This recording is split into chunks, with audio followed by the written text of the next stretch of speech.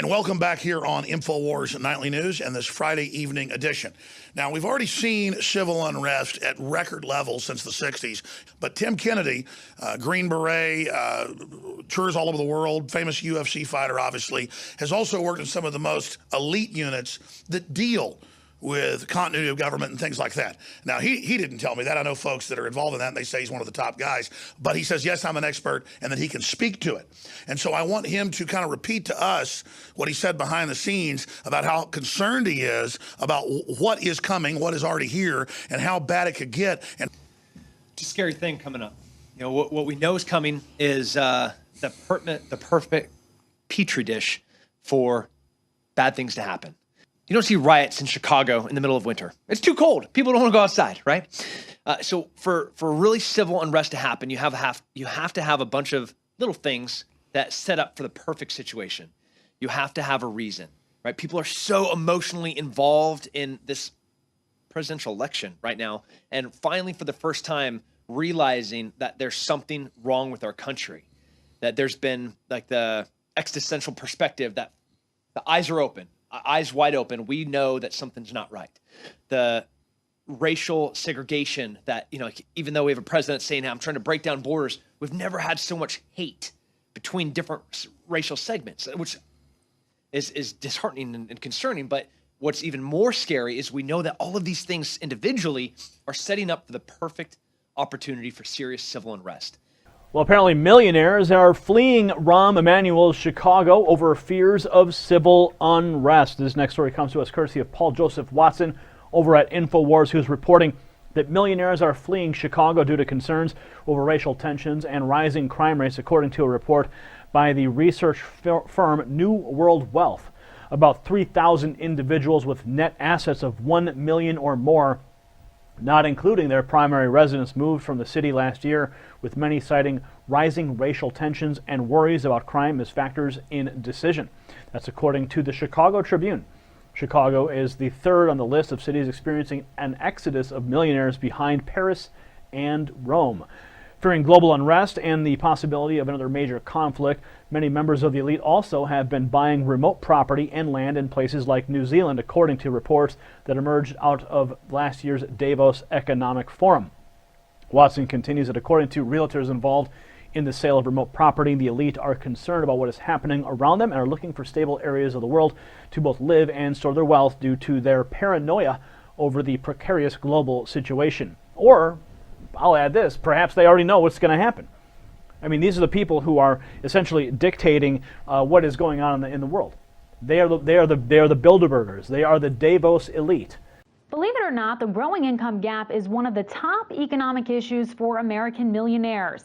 According to a recent Morgan Stanley survey, 77% of Americans with investable assets of $1 million or more say the increasing income gap between poor and wealthy Americans is their biggest concern. But it's not exactly because they're concerned about the poor. It's more about their own well-being.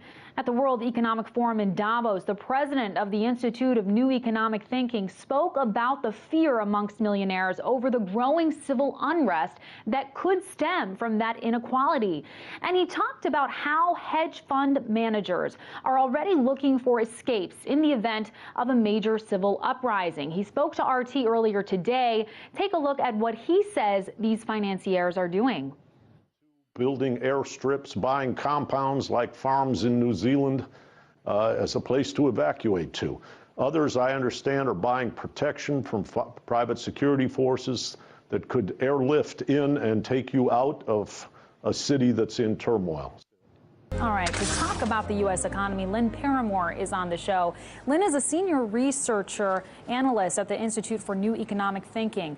In a piece for Vice, Lynn profiled a man who is building luxury bomb shelters for paranoid one-percenters.